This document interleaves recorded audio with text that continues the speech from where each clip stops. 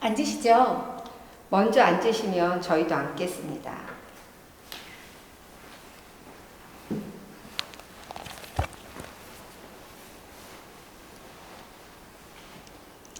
선생님, 제가 질문 하나 드려도 되겠습니까? 네. 선생님께서 만일 오늘이라도 이 세상을 떠나신다면 천국에 들어간다는 것을 확신하고 계십니까? 아니요, 저는 그런 확신이 없습니다. 그리고 천국과 영생에 대해서 잘 모르겠습니다. 네, 그러시군요. 저도 처음에는 잘 몰랐습니다. 그런데 성경을 통하여 그 사실을 알게 되었습니다. 성경은 내가 너희에게 이것을 쓴 것은 너희로 하여금 너희에게 영생이 있음을 알게 하려 함이라 라고 말씀하십니다. 성경에 기록된 목적이 바로 우리에게 영생이 있음을 알려주어 확신을 갖도록 하기 위함이죠. 어떠세요? 우리 김 권사님은 만일 오늘이라도 이 세상을 떠나신다면 저처럼 천국에 들어간다는 확신이 있으세요? 네, 물론이지요. 우리 조 권사님도 확신이 있으세요? 네, 확신합니다. 저희는 이렇게 영생의 확신을 가지고 기쁘게 살고 있습니다. 제가 어떻게 영생을 얻게 되었는지, 선생님도 어떻게 하면 저희들처럼 영생을 얻어 천국에 들어간다는 것을 확신할 수 있는지 말씀드려도 되겠습니까? 네, 말씀해 주세요. 제가 그 말씀을 드리기 전에 질문을 하나만 더 드리겠습니다. 선생님께서 어떻게 하면 영생을 얻어 천국에 들어갈 수 있다고 생각하세요? 저는 선한 행위 때문이라고 말씀드릴 수 있을 것 같아요. 그러니까 선생님은 선한 행위 때문이란 말씀이시죠? 네, 제가 선생님의 대답을 바로 이해했나요? 네.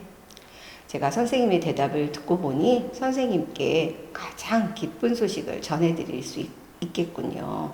그 기쁜 소식은 천국 영생은 값없이 주시는 하나님의 선물입니다.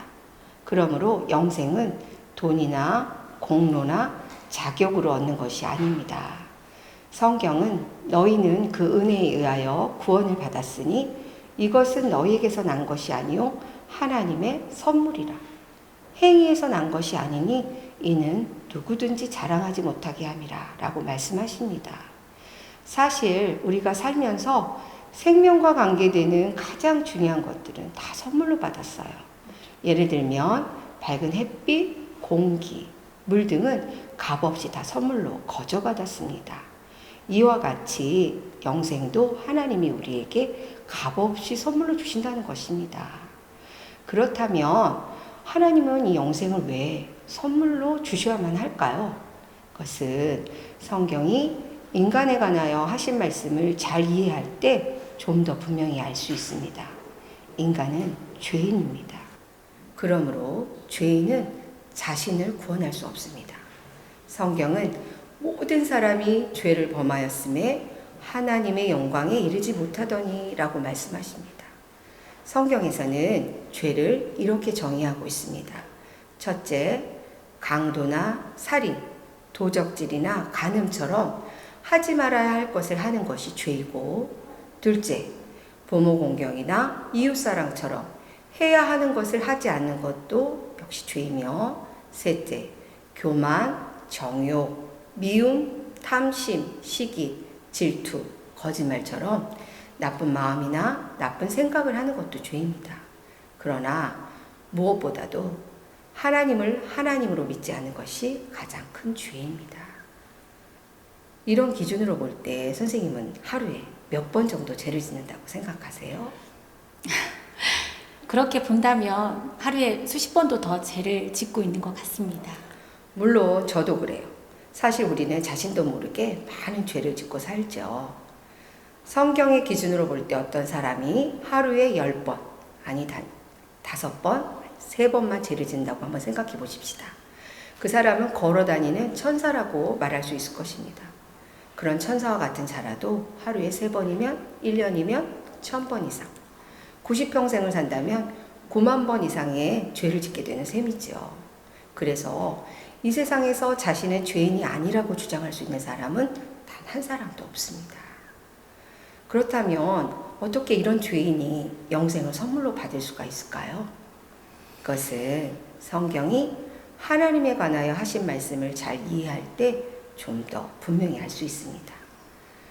하나님은 자비로우셔서 우리를 벌하시는 것은 원치 않으십니다. 하지만 하나님은 또한 의로우시기 때문에 반드시 우리 죄를 벌하셔야만 합니다. 성경은 하나님은 사랑이시니라 라고 말씀하십니다.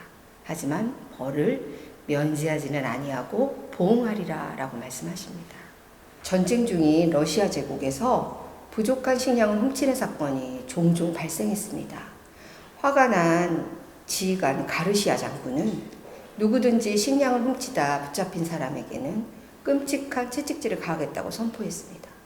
그런데 도둑을 잡고 보니 다른 사람이 아닌 그의 어머니였습니다.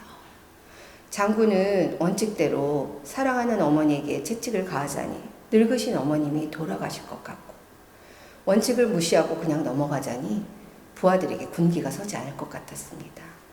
결국 지휘관이 만든 원칙에 따라 처벌해야 하는 날, 그는 어머니 앞에서 겉옷을 벗었습니다. 그리고 부하들에게 명했습니다. 어머니 대신 나에게 채찍을 가하라.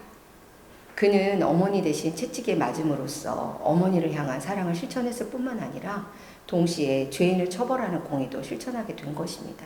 이처럼 자비로우시고 의로우신 하나님은 우리의 죄 문제를 예수 그리스도 안에서 단번에 해결하셨습니다.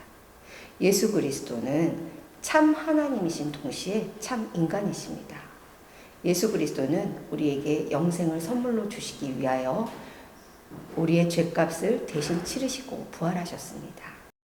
이 책이 제가 태어나서 지금까지 지은 모든 죄와 모든 생각, 모든 말, 모든 행위가 낱낱이 기록되어 있는 책이라고 생각해 보십시다. 성경은 어느 날 이 책이 하나님 앞에 펼쳐지고 제가 행한 대로 심판을 받게 될 것이라고 말씀하십니다. 그런데 바로 이 책에 기록된 저의 죄가 문제입니다. 하나님은 저를 사랑하시기 때문에 저를 벌하실 수도 없고, 또한 하나님은 의로우시기 때문에 저의 죄는 반드시 벌하셔야만 합니다. 이 문제를 해결하기 위하여 하나님은 그의 사랑하시는 아들 예수 그리스도를 이 세상에 보내셨습니다. 성경은 우리는 다 양 같아서 그릇 행하여 각기 제 길로 갔거늘 여호와께서는 우리 모두의 죄악을 그에게 예수 그리스도에게 담당시키셨도다 라고 말씀하셨습니다. 하나님이 미워하시는 저의 모든 죄가 그의 사랑하신 아들 예수 그리스도에게로 옮겨졌습니다. 예수 그리스도는 그 자신의 몸으로 우리의 모든 죄값을 치르시기 위하여 친히 십자가에 달려 돌아가셨습니다.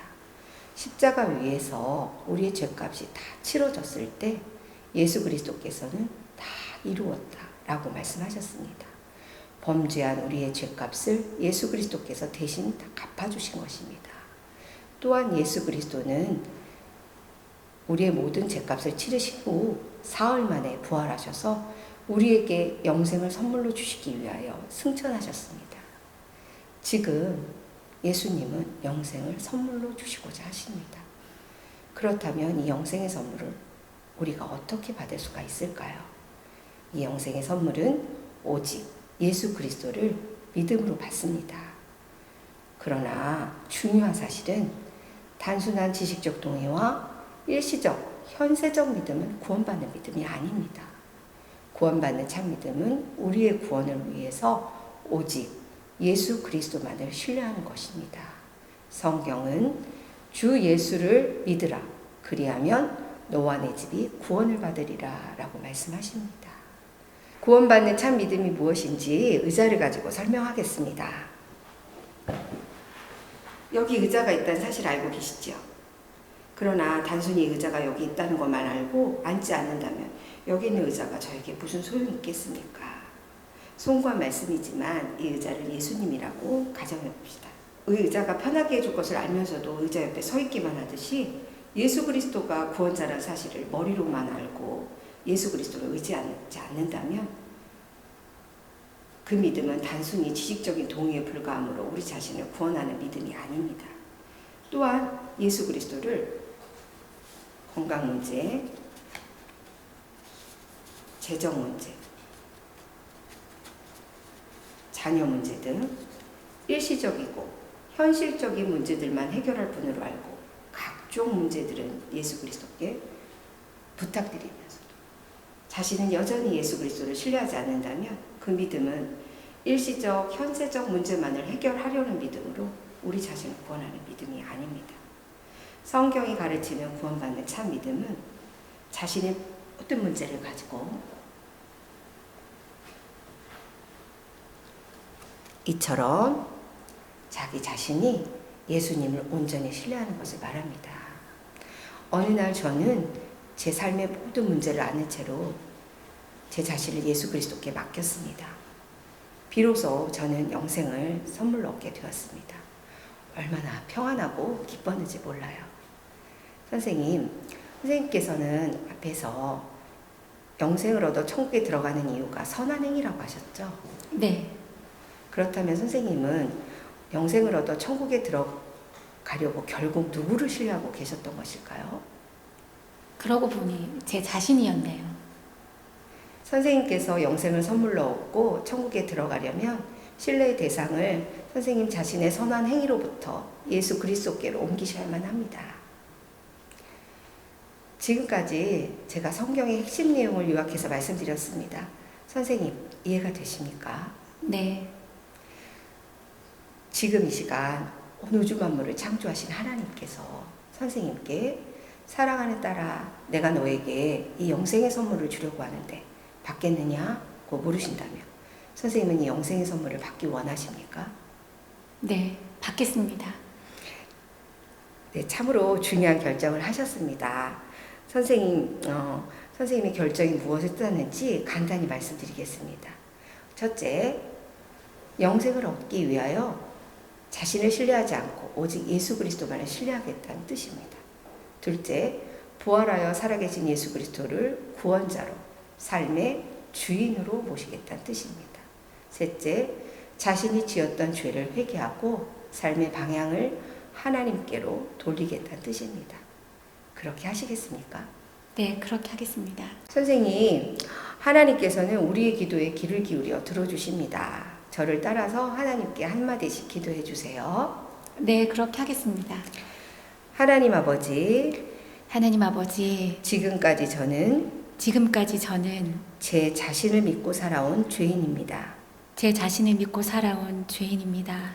저의 죄를 회개하오니 저의 죄를 회개하오니 용서해 주십시오. 용서해 주십시오.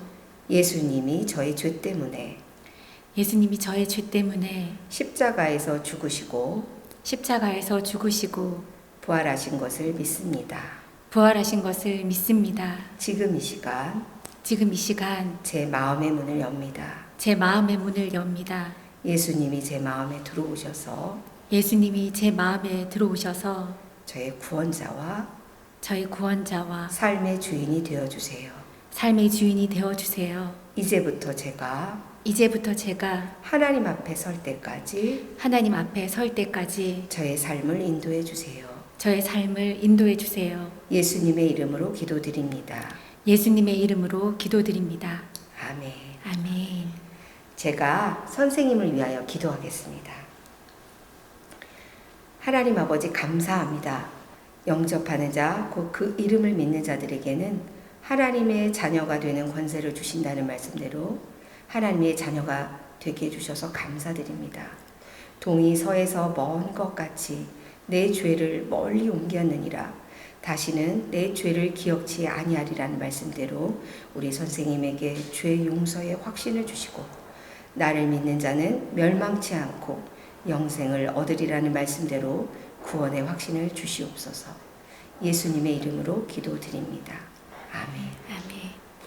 이제 선생님이 지금 기도한 일이 무엇을 의미하는지 예수 그리스도께서 말씀하신 것을 읽어주시면 좋겠습니다. 여기를 읽어주시겠어요? 진실로 진실로 너희에게 이르노니 믿는 자는 영생을 가졌나니. 예수 그리스도를 믿는 자는 무엇을 가졌다고 하셨나요? 영생을요. 영생을 가질 것이라고 하셨나요? 이미 가졌다고 하셨나요? 가졌다고 했습니다. 여기에 너희에게와 믿는 자의 선생님의 이름을 넣어서 읽어주시겠어요? 진실로 진실로 김옥랑에게 이르노니 믿는 김옥랑은 영생을 가졌나니.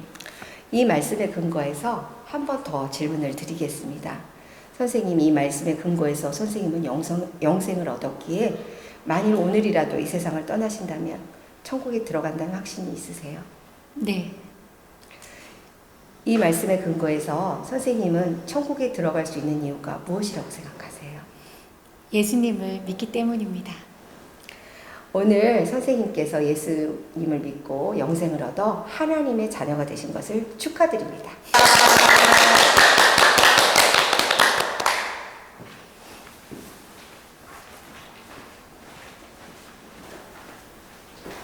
훈련자 김숙현, 훈련생 조부희, 훈련생 김미현, 전도 대상자 김옥랑입니다.